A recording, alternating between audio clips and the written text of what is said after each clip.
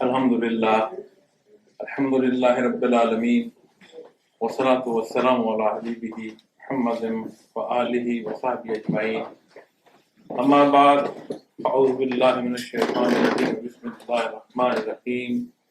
قال اللہ تعالی فی القرآن الکریم والفرقان الحمید، لقد کان لکم فی رسول اللہ اسوۃ حسنہ، قال محمد رسول اللہ صلی اللہ علیہ وسلم، لكل شيء ثقالة وثقالة القلوب ذكر الله، اللهم سبحانك لا علم لنا إلا ما علمتنا إنك أنت العليم الحكيم، مولاي صل وسلم دائما أبدا على حبيبك من دانت به الأسر۔ میرے انتہائی قابل احترام محترم مولانا صاحب، قابل احترام احباب گرامی، السلام علیکم ورحمۃ اللہ۔ الحمدللہ، اللہ کریم کا احسان ہے کہ اللہ جل شانہ نے آپ کے درمیان دین اسلام پر جمع فرمایا۔ اس کا حضور دعا ہے اللہ کریم ہم تمام کا یہ جمع ہونا قبول فرمائے اور اسے اس حقیقی تبدیلی میں ہمارے لیے پسند فرمائیں جو اتباع محمد رسول اللہ صلی اللہ علیہ وسلم کے ضمن میں ہمارے کرداروں سے آویز ہے۔ میں نے آپ کے سامنے قرآن کریم سے آیا کریمہ کا ایک حصہ تلاوت کیا ہے اور ایک مختصر حدیث مبارکہ پیش کرنے کی سعادت حاصل کی۔ آیا کریمہ میں اللہ جل شانہ نے ارشاد فرمایا کہ لقد کان لکم فی رسول اللہ اسوۃ حسنہ، کہ بے شک تمہارے لیے بہترین نمونہ حیات اسوہ رسول صلی اللہ علیہ وسلم۔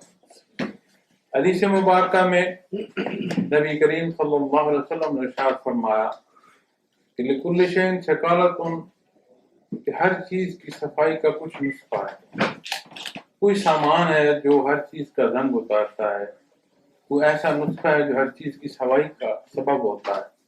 وثقالۃ القلوب ذکر اللہ، اور جو رنگ قلوب پر جمتا ہے اس کی صفائی کا نسخہ اللہ کا ذکر۔ لفظ اللہ، اللہ جل شانہ کا ذاتی نام، باقی جتنے اسم مبارک ہیں وہ صفات۔ ذاتی پروردگار عالم کا جو ذاتی نام ہے وہ اللہ۔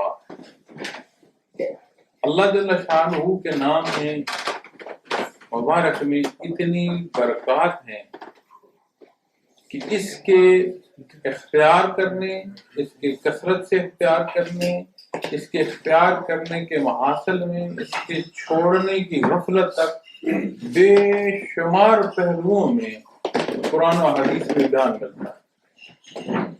قرآن اللہ جل شانہ کا ذاتی کلام ہے اور قرآن حکیم فرقان مجید میں کسی ایک بات کا بیان کر دیا جانا کافی، چونکہ حکم اللہ جل شانہ کے مخاطب مخلوق خدا، اس میں مزید کسی کمی بیشی کی بڑھائی کی ضرورت نہیں رہتی۔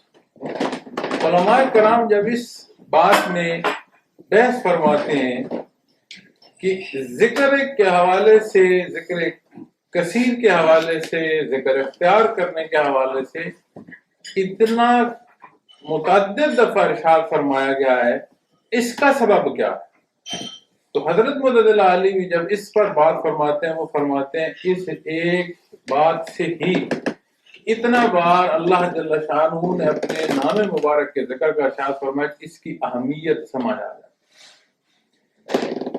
شرائطی ایمان میں ایمان بالغیب، اور ایمان بالغیب میں سب سے بڑا غیب ذات باری تعالیٰ ہے۔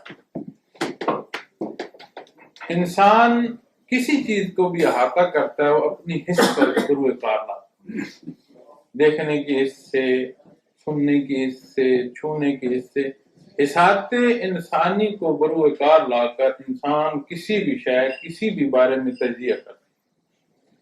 ذات باری تعالیٰ ایسا حصہ ہے اس کے سامنے کہ جسے اس کی حسات احاطہ نہیں کر سکتی، اس کی ذات لامحدود ہے اور حسات انسانی محدود ہیں۔ یہ ممکن ہی نہیں کہ محدود لامحدود کا احاطہ کر سکے۔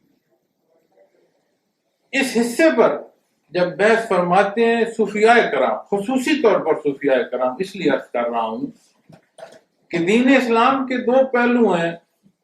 آقا نامدار صلی اللہ علیہ وسلم سے مخلوق خدا کو دو پہلوؤں میں اسلام نصیب ہوا. ایک تعلیمات محمد رسول اللہ صلی اللہ علیہ وسلم اور ایک کیفیات محمد رسول اللہ صلی اللہ علیہ وسلم.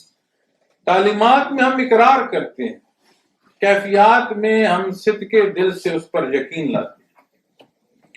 کیفی حصہ وہ ہے جو ان تعلیمات پر یقین کا سبب بنتا ہے.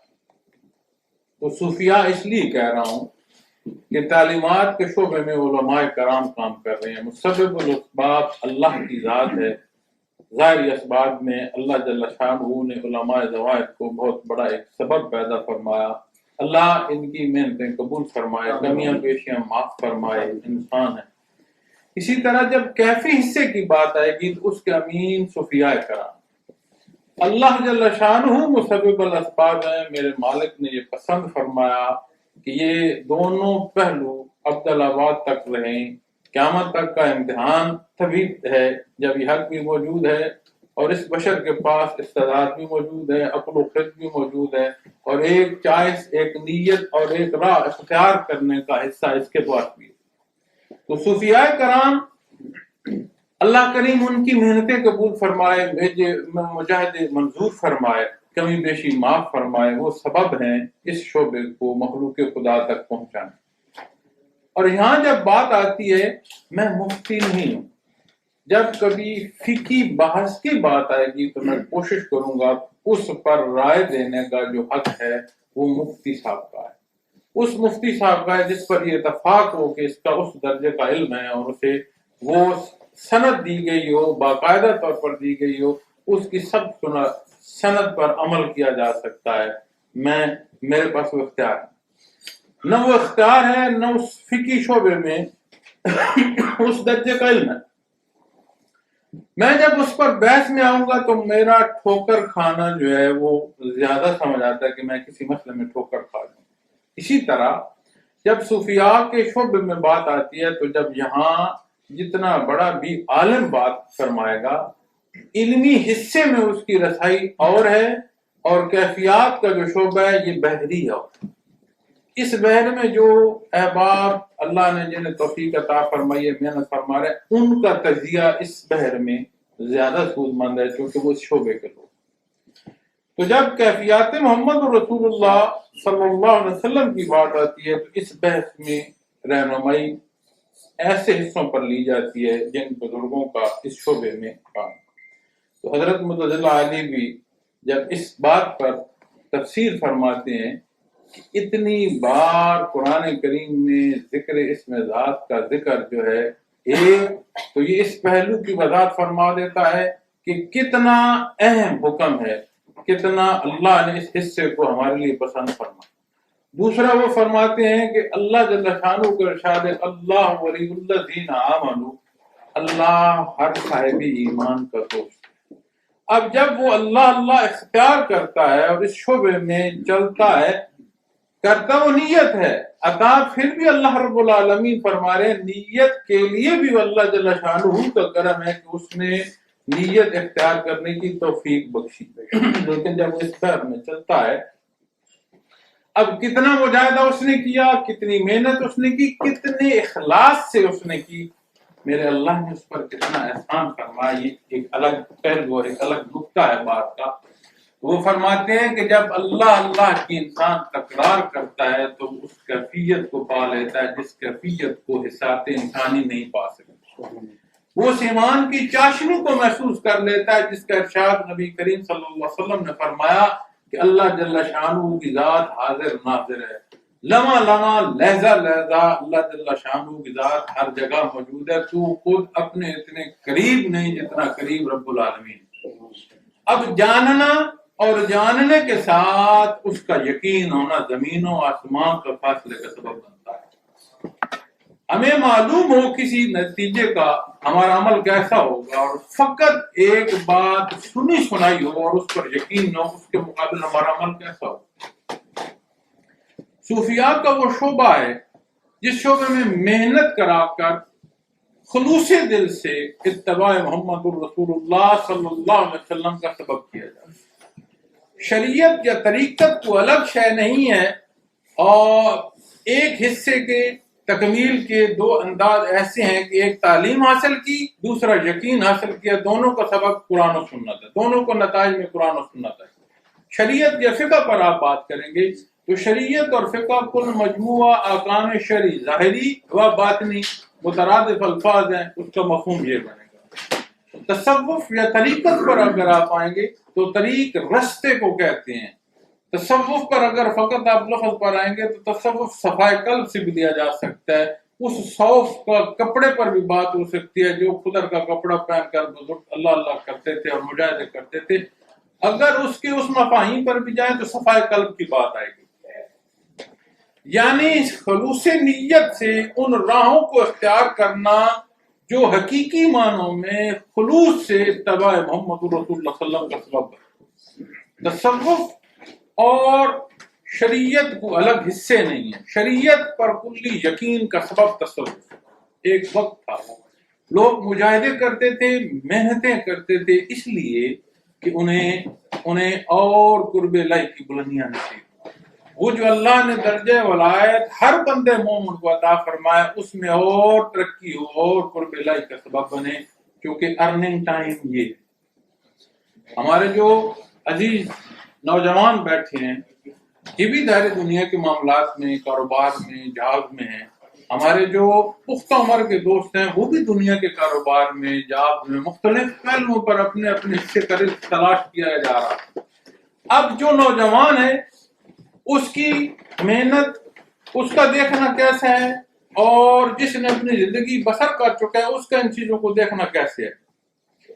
نوجوان سمجھتا ہے کہ یہ ارننگ ٹائم ہے، میں ایفرٹ کروں، میں حالات دنیا میں وہ تغیر لاؤں جو مجھے ایسے اسباب دے کہ میری زندگی سہل ہو، باعزت ہو، معاشرے میں مقام ہو۔ اب جس انسان نے زندگی ریٹائرمنٹ کے لائف کے قریب پہنچا دی ہے، اس کی خواہش یہ ہوتی ہے کہ جو ہے اس کا تسلسل رہے۔ کیوں؟ اس لیے وہ یہ سمجھتا ہے کہ جتنی میرے میں استعداد تھی میں صرف کر چکا ہوں، جہاں پہنچنا تھا میں پہنچ چکا ہوں۔ اللہ کا نظام ہے کس وقت کس کو کیا عطا فرما دے، لیکن ایک عمومی تجزیے پر بات ہے۔ اسی حیات میں رہتے ہوئے ہمیں زندگی کی دو حصوں میں یہ دو سوچیں اپنے اندر اپنائے ہوئے ہیں۔ بے شک یہاں جو ہمارے نوجوان بیٹھے ہیں ان سے اس بارے میں سوال کر لیں، اور جو ہمارے بڑے بیٹھے ہیں ان سے اس پر سوال کر لیں، یہ دونوں پہلو ابھی اسی محفل میں ہمارے سامنے آ رہے ہیں۔ تو وہ کیسے ہمیں سمجھ آئے گی کہ ارننگ ٹائم قرب الہی کا کون سا ہے، وہ ارننگ ٹائم یا وہ اہم وقت کون سا ہے جس کے لیے اللہ نے مجھے پیدا فرمایا۔ اس کارگاہ حیات کی تخلیق کیا اس لیے ہے کہ ہم پیدا ہوں، روزگار کی تلاش میں نکلیں اور وہ چلتے چلتے دنیا کے دوسرے سرے تک بھی گھوم جائیں اور ایک روزگار کے ذریعے اختیار کریں، ایک گھرانہ تعمیر کریں، اولاد ہو اور دنیا سے رخصت ہو۔ اگر فقط یہ بشر کی اہمیت ہے تو ایک چڑیا کی زندگی کیا ہے، اس کے معمولات کیا ہیں؟ کیا اس کی پیدائش نہیں ہے؟ کیا اس کی صحت بیماری نہیں ہے؟ کیا اس کی افزائش نسل نہیں ہے؟ کیا وہ رزق تلاش نہیں کرتی؟ کیا اس کی موت نہیں ہے؟ کیا اس کو فنا نہیں؟ تو اگر یہی حیثیت عظمت کیا، تو جب قرآن و حدیث سے آپ دیکھیں گے تو آپ کو سمجھ آئے گی اللہ نے آپ کو پسند فرمایا اپنی عبادت کے لیے، آپ کو مقام سچے محمد رسول اللہ صلی اللہ علیہ وسلم عطا فرمایا، جہاں نوری مخلوق رک جاتی ہے وہاں سے آپ کا سفر آگے شروع ہوتا ہے۔ جہاں پر وہ حدیں مخلوق کی ختم ہو جاتی ہیں، اللہ نے پسند فرمایا اس مخلوق کو کہ وہ اس کے قرب میں وہاں سے آگے منازل حاصل کر سکے۔ آپ صلی اللہ علیہ وسلم کی تعلیمات میں پورا نظام حیات ہے۔ قرآن کریم کی ظاہری حیثیت اگر اور عملی حصہ دیکھنا ہو تو وہ ذات کریم ہے نبی کریم صلی اللہ علیہ وسلم۔ کانا خلقہ القرآن، امہات المومنین سے کسی نے عرض کیا کہ نبی کریم صلی اللہ علیہ وسلم کا اخلاق کریمہ کیا ہے؟ آپ نے فرمایا آپ کا اخلاق کریمہ سارا قرآن کریم۔ تو قرآن کریم کلام ذات باری تعالیٰ کا عملی نمونہ نبی کریم صلی اللہ علیہ وسلم کی ذات ہے۔ قرآن کریم فقط کہانی، فقط واقعات، فقط باتیں، فقط آخرت کی نہیں. قرآن کریم ہم میں سے ہر ایک کو مخاطب فرما رہا ہے. قرآن کریم مقصد تخلیق بیان فرما رہا ہے. قرآن کریم دنیا کی حالتیں بیان فرما رہا ہے، جو ہر ایک کی عمل اختیار جو کیا اس پر جو نتائج مرتب ہیں ان تک چیزیں بیان فرما رہا ہے. کیا تھا اس پر بات فرما رہا ہے، کیا ہے اس پر بیان فرما رہا ہے، کیا ہوگا اس پر بیان فرما رہا ہے. اور ہمارے درمیان موجود ہے یہ حق. آقا نامدار حضرت محمد رسول اللہ صلی اللہ علیہ وسلم نے بنفس نفیس اختیار فرمایا. تو اس لیے اللہ نے فرمایا کہ تمہارے لیے بہترین حیات کا جو نمونہ ہے وہ اسوہ محمد رسول اللہ صلی اللہ علیہ وسلم. اب اسے اختیار کرنے کے لیے کیا درکار ہے؟ اسے اختیار کرنے کے لیے وہ فیصلہ درکار ہے جو ہمیں یہ باور کرائے کہ جو کچھ اللہ نے وعدہ فرمایا یہ حق ہے اور یہ سچ ہوگا. ایسے حالتیں بھی اس دنیا میں دیکھنے میں آئی ہیں کہ بدر کے مقام پر دوسرے روز ابو جہل اور اپنے رفیق جہاں جس گڑھے میں تھے، آپ صلی اللہ علیہ وسلم نے اس گڑھے پر کھڑے ہو کر مخاطب فرمایا انہیں اور پوچھا کہ سناؤ جو اللہ نے وعدہ کیا تھا سچ ہوا کہ نہیں ہوا. اب ان نتائج کا جن کا اللہ نے بیان فرمایا ہے، قانونی قدرت ہے، ایسا ہوگا جو وہ اختیار کرے گا ایسا نتیجہ آئے گا. اب ہمیں کیا حصہ ہے؟ اللہ نے اپنے عبادت کے لیے پسند فرمایا، اپنا حبیب کو پسند فرمایا. رازق اس کی ذات ہے. کسی دین اسلام کے پہلو میں روزگار دنیا سے منع نہیں فرمایا. کسی نے وجود، اولاد، والدین کسی کے لیے کوئی منع نہیں. ہر ایک کی خوبصورت حقوق و فرائض تقسیم کیے ہیں. آپ دین اسلام اور آپ صلی اللہ علیہ وسلم کے جو احکامات ہیں انہیں آپ دیکھیں. زندگی کا خوبصورت پہلو اگر چاہتے ہیں، زندگی میں خوشی چاہتے ہیں، زندگی میں سکھ اور سکون چاہتے ہیں، اتباع محمد رسول اللہ صلی اللہ علیہ وسلم. دنیا کی ہر آسائش ہو اور اگر اندر سکھ نہ ہو تو بظاہر ہم دیکھتے ہیں بڑی حیثیت ہے، لیکن جب اس کے ساتھ بات کی جائے تو سمجھ آتی ہے اس کی زندگی تو انگاروں پر صرف ہو. ہم سمجھتے ہیں کہ دنیا میں اس بندے کی حیثیت نہیں ہے. جب اس سے کلام ہو تو سمجھ آتی ہے یہ تو اتنی سکھ میں لگتا ہے ساری دنیا ہی اسی کی. کیوں یہ حالتیں؟ یہ ڈپینڈ کرتا ہے آپ کے اپنے قلب پر کہ وہاں کیا ہے. یہ جو جہان سینے میں ہے اس میں آپ نے کیسی آباد کاری کر رکھی ہے، کیسی تعمیرات کر رکھی ہیں، کس ماحول کو آپ نے یہاں پیدا فرمایا ہے. یہ جب سوال ہم اپنے آپ سے کریں گے تو سمجھ آ جائے گی کہ ہم کس راہ پر چل رہے ہیں. اللہ پاک نے کیا فرمایا، اللہ کے حبیب نے کیا فرمایا. کہیں ہمارے دلوں پر وہ رنگ تو نہیں آ گیا جو ہمیں سمجھ ہی نہیں آنے دے رہا. ہمارے ایسے کمزور عمل جو ہمارے لیے بدبختی کا سبب ہوتے چلے جائے، اس کا بھی علاج ہے جو نبی صلی اللہ علیہ وسلم نے فرمایا کہ جب دلوں پر زنگ آ جائے تو اللہ کا نام وہ نسخہ ہے جو دلوں کا زنگ اتار دیتا ہے.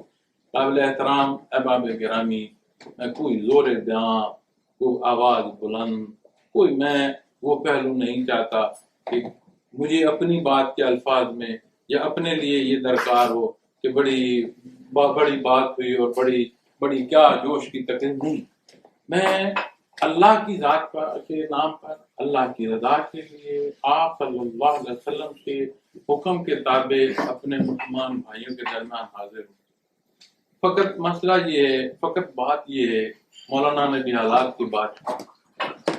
ہم اگر دیکھیں تو ہماری زندگیوں میں جو وہ پہلو ہیں جس سے ثابت ہوتا ہے کہ یہ نبی کریم صلی اللہ علیہ وسلم کا اتباع نہیں کر رہے، میں یہ سمجھتا ہوں کہ باقی سارے فسادوں سے بڑھ کر یہ فساد جو سبب بن رہا ہے پوری دنیا میں ہماری بے اتفاقی کا، پوری دنیا میں ہماری تفریق کا، اور پوری دنیا میں ذلیل و خوار. نبی کریم صلی اللہ علیہ وسلم نے جب علم پر بیان فرمایا تو آپ نے فرمایا العلم و علمان، علم الادیان و علم الابدان. آپ نے فرمایا علم پورا علم دو حصے ہیں، فزیکل سائنسز اور نارمیٹک سائنسز. فزیکل سائنسز میں دنیا جہان ہے، نارمیٹک سائنس میں ایمان. دینی تعلیم اور دنیاوی تعلیم دونوں کو آپ صلی اللہ علیہ وسلم نے فرمایا العلم، العلم، پورا علم جو ہے یہ دو پہلوؤں پر آپ نے فرمایا۔ اسلام منع نہیں فرماتا دنیا کے علوم، اسلام دنیا کے معاملات میں منع نہیں فرماتا، آپ تحقیق کیجئے گا۔ آج ہم اتنے کمزور ہیں کہ ہمیں اپنی تاریخ بھی نہیں معلوم۔ مجھے کل ایک دوست نے کتاب یہیں یو کے میں کسی پروفیسر نے پرنٹ کرائی ہے، تو وہ مجھے بتا رہا تھا کہ بھائی کتنی ایسی چیزیں ہیں جس کا ہم نے حضرت سے سنا تھا، آج تحقیق میں پڑھی ہیں کہ یہ تو کتنی ایجادات ہیں جو مسلمانوں نے کی، اور جس حصے کو ڈارک ایجز کہا جا رہا تھا اس حصے میں کتنی یونیورسٹیاں تھیں جو آباد تھیں۔ ہمارا نظام تعلیم ایسا کر دیا گیا ہے جو کلیریکل سٹاف کو پیدا کر سکتا ہے، انسان کی عظمت نہیں سمجھا۔ آج کی جو ڈگریاں ہیں، آج کے جو لیول آف ایجوکیشن ہیں، اسے آپ پڑھنے کے لیے زندگی لگ جاتی ہے اور اسباب اتنے لگتے ہیں کہ بندہ پورے نہیں کر پاتا۔ اس سارے کے بعد کیوں سوال کر رہے ہیں میں اور آپ کہ ہماری نوجوان نسل کی قدریں کھو گئی؟ ارے جب اتنا خرچ کیا، اتنی محنت کی، اتنے لیول آف ایجوکیشن حاصل کیے، اس سارے کے بعد کیا حاصل کیا ہم نے کہ ہماری نوجوان نسلیں قدریں کھو بیٹھی؟ اسے نہیں معلوم کہ والد کون ہے، اسے نہیں معلوم کہ بھائی کون ہے، اسے فقط ایک حصہ معلوم ہے کہ میں کون ہوں اور میری ضروریات کیا ہیں۔ تو سمجھ آتی ہے کہ حصہ ایک نے ہم نے اختیار کیا جب دنیا کا ہے، جب دین کا چھوڑا تو پھر اقدار ضائع ہو گئے، اور دین کے ساتھ جب دنیا اختیار نہیں کی ہم دنیاوی پہلو میں پیچھے رہے۔ دونوں حصے ضروری ہیں، احباب گرامی، کوئی منع نہیں کرتا، دین اس بات کو پسند فرماتا ہے کہ آپ پریکٹیکل انسان ہیں، دین خواب میں رہنے کا نام نہیں ہے۔ یہی مثال حضرت جی کے تعارف میں آپ نے غور فرمائی ہوگی۔ حضرت کی عمر 25 سال تھی جب آپ شعبہ تصوف میں آئے، اور تب سے لے کر آج تک آپ ایک پریکٹیکل انسان۔ دنیا کا کوئی کونا ایسا نہیں ہے جہاں پر بسنے والوں میں کوئی آپ کے جاننے والا نہ رہتا ہو، ایون جاننے تو کجا آپ سے منسلک نہ رہتا ہو۔ میں نے نہیں دیکھا کہ پوری دنیا کا ایسا کونا ہو کہ کم یا زائد، یہ الگ بحث ہے، لیکن یہ نہیں ہو سکتا کہ دنیا کے کسی کونے میں ایسا بندہ نہ ہو جو آپ سے تربیت نہ لے۔ آج 84 ایئر ایج ہے، آج شام بھی جو زمین کا سارا نظام ہے زراعت کا، آج شام بھی اثر سے مغرب تک ایک ایک اونچی سے ایک ایک زمین کی تفصیل خود پوچھ رہے ہو، کیا بیجا ہے، کیا اس کی آگے آپ کا کیا اس کی ضروریات کیا ہیں، اور اسے کیسے مکمل کیا جائے۔ آج بھی اثر سے مغرب تک روز بلا ناغہ میں نے دیکھا، بلا ناغہ کوئی اس میں وہ چھٹی نہیں کرتا، روز صبح 10 بجے سے لے کر 2 بجے تک آفس بیٹھتے ہیں، آج بلا تفریق ہر ایک سے ملتے ہیں، امور دنیا کے حوالے سے بھی کوئی کام ہو تو مجھے حکم فرماتے ہیں، جانتے ہو اسے یا نہیں جانتے، جہاں تک ممکن ہے دنیاوی حصوں میں بھی اس کی مدد کے لیے ایفرٹ ہو۔ لٹرلی مجھے حکم دیا، انہوں نے کہا اس سے غرض ہی نہیں کہ تم جانتے ہو کہ نہیں جانتے، فرماتے ہیں تمہیں اس بات کے لیے ہی کافی ہے، اس بندے کا آنا تمہارے لیے اس بات کا ہی نشان کافی ہے کہ اللہ نے تمہیں ایسی جگہ بٹھایا جہاں اس کی مخلوق تم سے کوئی توقع لے کر آئی۔ وہ اس پریکٹیکل لائف سے وہ سبب کے ساتھ دعا اختیار کرنے کے حصے میں بیان کرتے ہیں۔ تو آپ پریکٹیکل لائف سے لوگ، آپ کو میں یہ نہیں کہتا کہ پریکٹیکل لائف چھوڑ دیں، لیکن قرآن کریم ارشاد فرماتا ہے، اللہ کا حبیب رہنمائی فرماتا ہے، میں آپ سے اس گفتگو میں آپ سمیت اپنے دل اور ذہن پر دستک دے رہا ہوں، ہم کہاں جا رہے ہیں۔ ہمارے اجداد نے ہمیں کیا یہی دیے تھے حالات، یہی قدریں دی تھیں جو ہم آج اپنی اولاد کو دے کر جا رہے ہیں؟ یہ وہ سوالات ہیں، یہ وہ پہلو ہیں جس پر ایک صدا ہے۔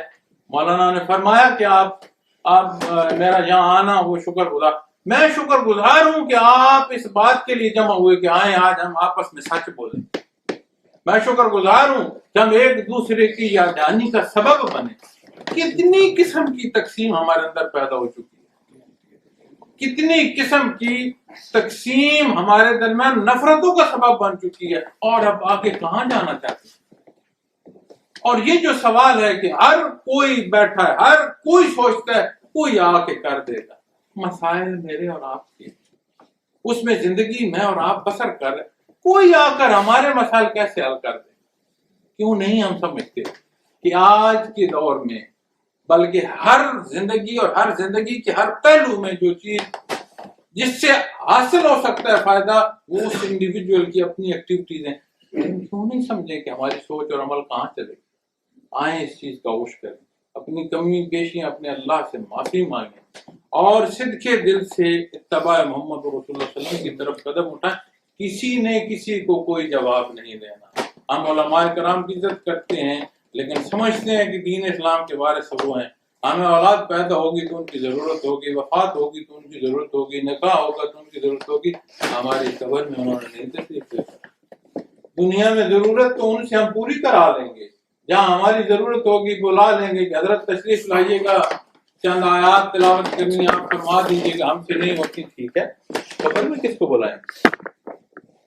وہاں ہمارے حصے کا جواب ہوتے ہیں. اس لیے ضروری ہے ان چیزوں کو سمجھے. اور جو شعبہ تصوف ہے یہ اس حقیقت سے آشنا کرتا ہے کہ جو کچھ تم جانتے ہو، جو کچھ تمہیں اللہ جل شانہ نے بیان فرمایا یہ حق ہے، یہ سچ ہوگا، اللہ کا وعدہ حق ہے، اللہ کا وعدہ پورا ہوگا. اسے اس ارننگ ٹائم میں سمجھ لو. وہ کریم ہے، وہ رحیم ہے. تمہارے سجدوں کی نہیں بات، تمہاری اس نیت کی بات ہے. جب تو نیت اختیار کر لے گا اللہ کی رضا کا، سجدوں کی توفیق بھی وہ عطا فرما دے گا. جب عشق مصطفیٰ صلی اللہ علیہ وسلم کے لیے تو اتباع کا راستہ اختیار کرے گا، تجھے اتباع عطا فرما دے گا.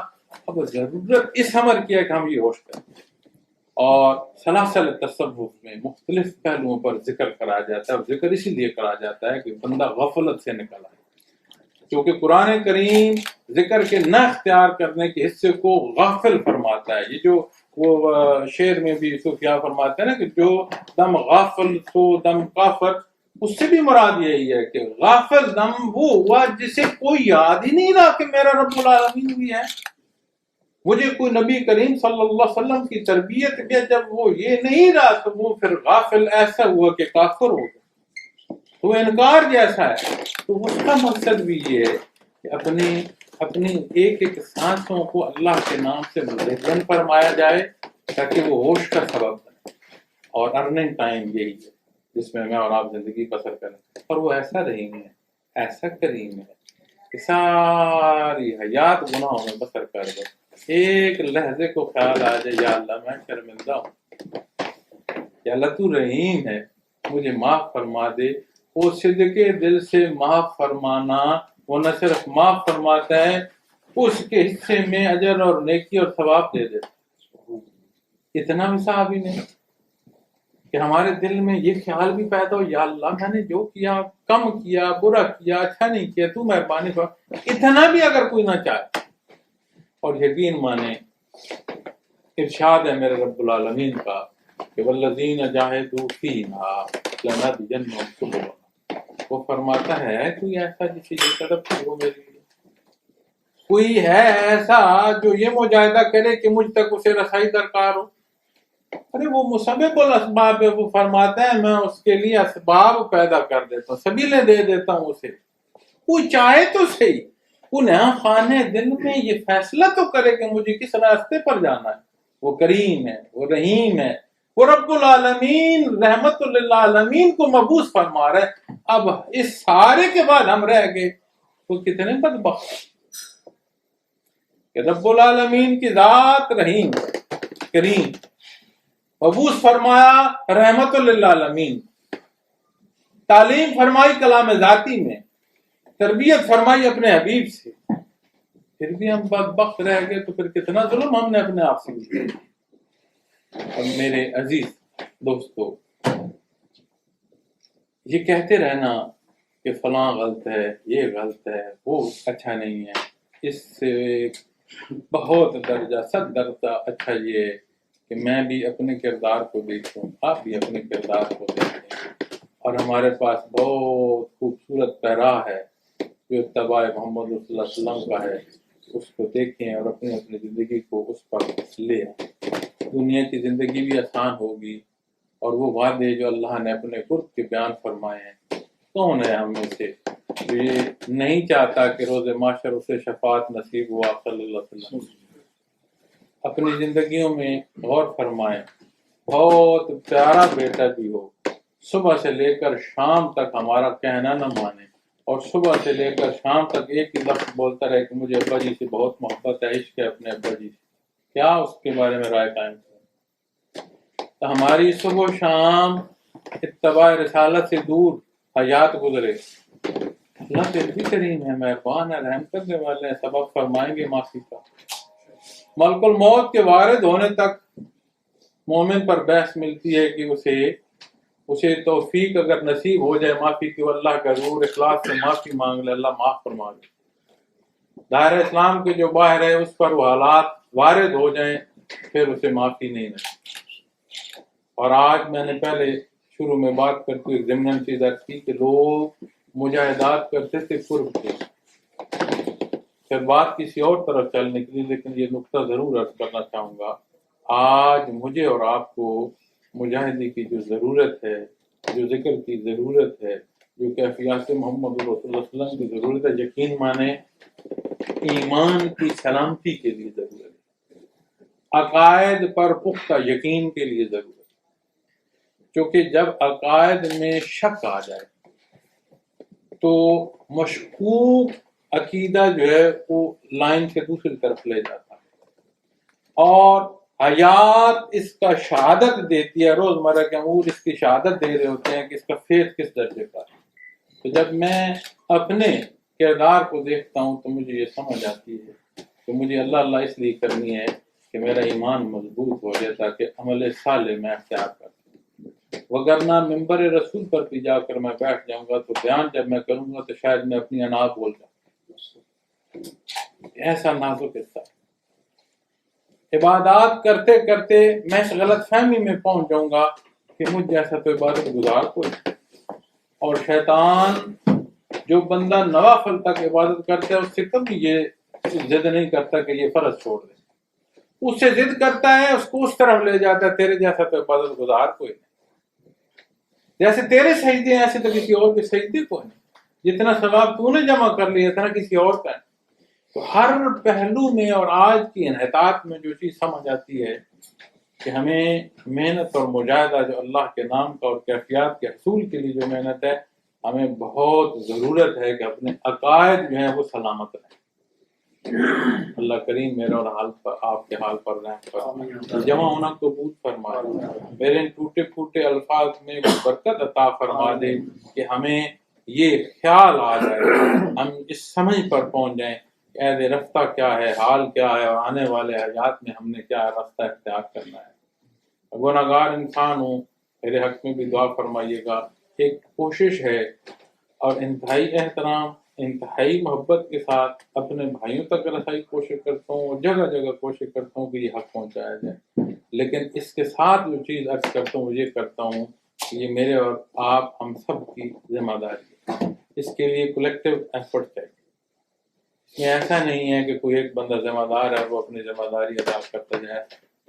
میں حاضر ہوں، آپ مجھ سے خوش ہوں گے، میرے الفاظ سے مجھے خوشی ہوگی. اللہ معاف فرمائے میری غلطی نہ ہوئی اور آپ اس کے باوجود اگر نہ خوش ہوئے میں تب بھی خوش ہوں آپ سے، اس لیے کہ میں حاضر ہی اس لیے ہوں کہ اللہ کی رضا کے لیے. اس صدا پر ایک بندہ آتا ہے، مخلوق آتی ہے، کوئی میری رہنمائی فرماتا ہے، کوئی نہیں فرماتا. ہر بندے کا اپنے اللہ سے ایک رابطہ ہے، اس کا تعلق. وہ تعلق کیسا ہے، وہ دوستی کیسی ہے، وہ ولایت کے کس درجے میں ہے، یہ وہ اور اس کا اللہ جانے. لیکن ایک کوشش ہے اور یہ کوشش ہمیں اختیار کرنی ہے. اس سے ہماری ملک و قوم، ہمارے حالات، مولانا اپنے ملک کے حوالے سے بات کر رہے تھے، آپ یقین مانے دل اڑتا ہے، آنکھوں میں پانی آتا ہے، بات کرنے کو جی نہیں چاہتا کہ دنیا پوری میں جہاں تک میں پھرا ہوں میں نے ایسا خطہ زمین نہیں دیکھا جس میں اتنے وسائل. آپ یقین مانے ہمارے لوگوں کی جسے کہتے ہیں نا common sense is a rare sense, اتنی کامن سینس اتنی کامن ہے بندہ حیران ہو جاتا ہے. ایک نظر کسی کی طرف دیکھ کے وہ بھانپ جاتا ہے کہ اس کا مطلب کیا ہے، یہ کہنا کیا چاہ رہا ہے، یہ سوچ کیا رہا ہے. دنیا کی وہ حصے جو دنیا کو لیڈ کر رہے ہیں وہاں ایک ایک فکرہ 4 دفعہ سمجھانا پڑتا ہے کھول کھول کے کہ یہ اس لیے کہہ رہا ہوں. تو ہمارے لوگ اشارے سے بات سمجھ جاتے ہیں. اتنی میرے اللہ نے عطا فرمائی اور ہم نے یہ حال کر رکھا ہے، تو دکھ ہوتا ہے، تکلیف ہوتی ہے. لیکن اگر میں بھی بیٹھ رہا ہوں، آپ بھی بیٹھ رہے ہیں اور اس انتظار میں رہیں کہ کوئی آئے گا تو آ کے کر دے گا، تو پھر اس میں بدتری ہوگی اور ابتری آئے گی. پھر ایک اور پہلو اس بات کا کہ میری حیات یا میری استطاعت تو اتنی ہے جتنی مجھے اللہ نے دی. مجھ سے سوال تو اتنی بات کا ہے کہ دنیا میں تبدیلی آئی یا نہیں. مجھ سے سوال تو اتنا ہے کہ جو حصہ تیرے پاس تھا تو نے اس میں اپنے کیا کردار ادا کیا. واپس تصوف پر میں چند الفاظ عرض کر کے پھر آپ کو پہلا سبق بھی عرض کر دوں گا، اس کے ساتھ پھر دعا کریں گے. کسی دوست نے ملنا بیٹھنا کو بات کرنی ہوئی تو جتنی دیر میں یہاں ہوں میں حاضر ہوں، اور مجھے خوشی ہوگی کہ سوال تو سوال ہے، اگر کوئی دوست میری رہنمائی بھی فرمانا چاہے گا تو مور دین ویلکم ہے میرے لیے. مجھے خوشی ہوگی کہ میری کمی بیشی میں مزید بہتری کا سبب ہوگا. شعبہ تصوف میں اللہ کے نام کا ذکر کرایا جاتا ہے. 4 بڑے سلسلے ہیں تصوف کے، جن میں سے نقشبند جو ہے یہ ایک ہے. سلسلہ نقشبندیہ ویسی ہے کہ حضرت امیر محمد اکرم امان مدد اللہ علی شیخ ہیں، اور اس میں لطائف پر ذکر کرایا جاتا ہے. جب سالک اس بحر میں آتا ہے تو لطیف قلب سے اس کا سبق شروع ہوتا ہے، پھر لطائف ہیں، پھر مراقبات ہیں، اور کوشش کی جاتی ہے کہ فقہی تعلیم اسے اتنی دے دی جائے جو اس کی عمومی زندگی کے پہلو ہیں، تاکہ اس کی زندگی عین قرآن و سنت کے تابع بسر ہو. اور طریقے ذکر جو ہیں وہ سلاسل میں تھوڑے بہت فرق سے ہیں.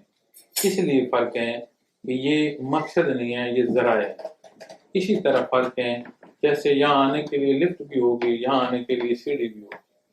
سیڑھی کے کئی انداز بھی ہوں گے. کیوں؟ مقصد سیڑھی نہیں ہے، مقصد لفٹ نہیں ہے، یہ ذریعہ ہے. مقصد کیا ہے کہ اس فرسٹ فلور پر آنا تھا. اسی طرح جب ذکر اذکار کی بات آتی ہے تو ہم جو شعبے سے نہیں ہیں ہم اس سوچ میں آ جاتے ہیں کہ ایسا ذکر کیوں ہے، ویسا ذکر کیوں ہے. قرآن و سنت کے تابع ہو، ایسا طریقہ نہ ہو جو تجاوز ہو، ایسا طریقہ نہ ہو جو وہ زیادتی ہو کہ بے ادبی کی اس میں حد میں چلا جائے. لیکن اللہ کرنا اور اس کا اختیار کرنا قرآن و حدیث میں بیان ہے. اور جو طریقہ سے سالیہ میں اسے ذکر خفی کہتے ہیں، قبلہ رخ آرام سے بیٹھا جاتا ہے، احترام سے بیٹھا جاتا ہے، خیال اپنے دل پر کیا جاتا ہے، اور تسبیحات ہیں، میں آپ کے سامنے پڑھوں گا. وہ تسبیحات پڑھ کر تسبیح کی جگہ سانس ہے اور پڑھنے کی جگہ خیال میں ہے. اللہ اللہ. جب سانس لی جائے تو خیال کیا جائے لفظ اللہ، سانس کے ساتھ یہ صدا، یہ آواز دل کے اندر اور دل کی گہرائیوں میں اترتی ہے. سانس خارج کریں تو یہ خیال ہو کہ باہر لفظ ہو آئے اور دل پر باہر سے ضرب کرے اور چوٹ کرے. یہ اس کا طریقہ ہے. یہ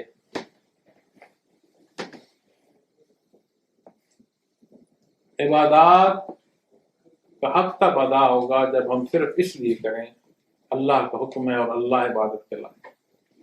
لیکن یہ ایسا حصہ ہے، آپ کو دنیا کے حالات میں تنگی آئے، تکلیف آئے، اگریشن آئے، ڈپریشن آئے، کسی طرح کے پہلو میں آپ چند سانسیں اللہ کے نام کی لے کر دیکھ لیجئے گا، ایک ٹھہراؤ پیدا ہونا شروع ہو جائے، ایک اعتدال پیدا ہونا شروع ہو جائے. مولانا آیا کریمہ تلاوت کی تھی کہ اللہ بذکر اللہ تطمئن القلوب. یہ مشروط نہیں ہے کہ کس حالت پر یہ اطمینان صادر ہوگا. تو جب یہ اس پہلو پر مشروط نہیں آتا تو جائز حدود جو جائز حیات کا ہر پہلو ہے، ہر پہلو میں اطمینان کا سبب بنتا چلا جائے گا. اور اطمینان وہ حصہ ہے کہ اگر وہ نصیب ہو جائے تو گرد و پیش بھی اطمینان کا اور اعتدال کا سبب بنتا ہے. تو سلسلہ عالیہ میں جو پہلا سبق ہے اسے لطیف قلب کہتے ہیں. 4-5 منٹ 10 منٹ جتنا ممکن ہو کوشش کیجیے گا. صبح شام خوبصورت اوقات ہیں، اچھی محنت کی جائے تو آہستہ آہستہ 7ویں سبق تک پہنچتے پہنچتے انسان کا پورا وجود اس طرح ذاکر ہوتا ہے کہ وجود کے ذرے ذرے سے اللہ اللہ ہوتی ہے. آگے کے احتیاط میں جائیں. آج ہم جھگڑتے ہیں، آج ہم لڑتے ہیں، تو نے یا رسول اللہ صلی اللہ علیہ وسلم کہا، تو نے یا رسول اللہ صلی اللہ علیہ وسلم نہیں کہا، میں نے یہاں میں نے وہاں باتیں کرتے ہیں. حقیقتاً اگر کوئی چاہے تو اسے فنا پر رسول حاصل ہو. آج بھی یہاں سے برزخ میں آپ کے حضور حاصل ہو سکے، یہ راہ ہے. یہ اللہ کی عطا ہے کہ روز محشر تک یہ چیزیں موجود رہیں گی. دنیا کی بقا کا سبب ایمان ہے، اللہ کرنے والے ہیں. یہ حدیث سے ہمیں یہ سبق نصیب ہوتا ہے. اور اگر آج دنیا اپنی بقا میں ہے اس کا مطلب ہے کہ کیفیات محمد رسول اللہ صلی اللہ علیہ وسلم موجزن ہے. ہمارے پاس سے کوئی گزر گیا، ہم نے دیکھا اور اندیکھا کر دیا، یہ ہمارا معاملہ ہے. ہم نے اپنے دل میں کیا صدقے دل سے غلطیوں کی معافی مانگ کر اپنے اللہ سے اس کا تعلق مانگیں. اللہ پاک دنیا کی عزتیں بھی عطا فرمائے گا، اللہ پاک کو حقیقی عزت بھی عطا فرمائے گا جو روز محشر شفاعت محمد صلی اللہ علیہ وسلم کی سبب ہوگی. تو چند سانسیں میرے ساتھ ذکر کرنے میں توجہ آپ کو اس کی دے دوں گا. اس کے بعد اگر آپ اختیار فرمائیں گے تو انشاءاللہ آپ محسوس کریں گے اس کے نتائج. اور نتائج ایک ہی ہیں کہ زندگی قرآن و سنت کے تابع ڈھلنا شروع ہوئی. مجھے ایک دفعہ ایک دوست تکرار کر رہا تھا کہ آپ کہتے ہیں انوارات نظر آتے ہیں، آپ کہتے ہیں انکشافات ہوں گے. میں نے کہا انکشافات بھی ہوتے ہیں، انوارات بھی ہوتے ہیں، مناظر بھی ہوتے ہیں، لیکن میں نے منہ سے جو کہا ہے وہ قرآن و سنت کا ہے. عزیز اللہ اللہ اختیار کرو، قرآن و سنت کے تابع سوچ سے عمل نہ ہونا شروع ہو جائے پھر میرا غلط. آپ بھی اختیار فرمائیے گا تو آپ کو آہستہ آہستہ سمجھ آ جائے گی، اور انتہائی قلیل وقت میں سمجھ آ جائے گی کہ زندگی میں بہتری قرآن و سنت کی طرف سے آنا شروع ہو. تو جہاں جس طرح آپ تشریف رکھتے ہیں پوری توجہ اپنے دل پر فرمائیے، آنکھیں بند فرمائیے، منہ بند ہو، پوری توجہ کر کے سانس سے اللہ کی تسبیح کرنی ہے اور چند سانسیں لینی ہے. میں اس کے ساتھ اجتماعی دعا عرض کرتا ہوں. میرے ساتھ دل میں پڑھتے آئیے سبحان اللہ والحمد للہ ولا الہ الا اللہ واللہ اکبر ولا حول ولا قوة الا باللہ العلی العظیم. استغفر اللہ ربی من کل ذنب واتوب الیہ. اشہد ان لا الہ الا اللہ اشہد ان محمدا عبدہ ورسولہ. اعوذ باللہ من الشیطان الرجیم. بسم اللہ الرحمن الرحیم. اللہ اللہ سے نکل پہلا لطیفہ. پوری توجہ اپنے دل پر لے جائیں. سانس اندر آئے تو خیال فرمائیں لفظ اللہ، سانس کے ساتھ اندر دل میں اور دل کی گہرائیوں میں اترتا جائے. جب سانس خارج کریں تو خیال فرمائیں لفظ روح باہر آتا ہے اور دل پر باہر سے چوٹ کرتا ہے. اللہ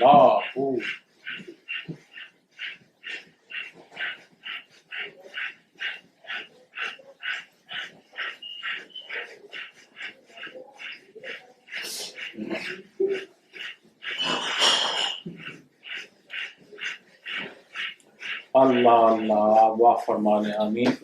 الحمدللہ رب العالمین والصلاۃ والسلام علی حبیبہ محمد وآلہ وصحبہ اجمعین. ربنا لا تزغ قلوبنا بعد إذ هديتنا وهب لنا من لدنك رحمة إنك أنت الوهاب.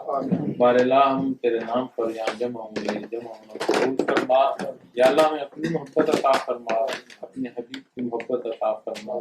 یا اللہ دین اسلام کی سمجھ اور اس پر عمل عطا فرما. یا اللہ دار دنیا مشکل ہے، ہمارے لیے سخت فرما دے. یا اللہ ہم جو بیمار ہیں ہمیں شفا عطا فرما دے. ہمارے جن گھروں میں تنگی ہیں انہیں فراوانی عطا فرما دے. یا اللہ ہمارے جن گھروں میں جھگڑے فساد انہیں امن عطا فرما دے. یا اللہ یہ دنیاوی حیات سہل فرمانا، حیات برقیہ ہمارے لیے بارلا آسان فرمانا. یا اللہ روز معاشر شفاعت محمد رسول اللہ صلی اللہ علیہ وسلم عطا فرمانا.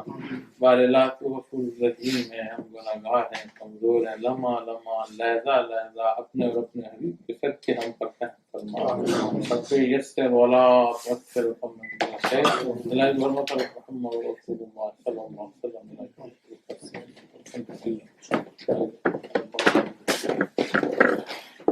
صلی اللہ تعالی علی خیر خلقہ وآلہ وصحبہ اجمعین برحمتک یا ارحم الراحمین.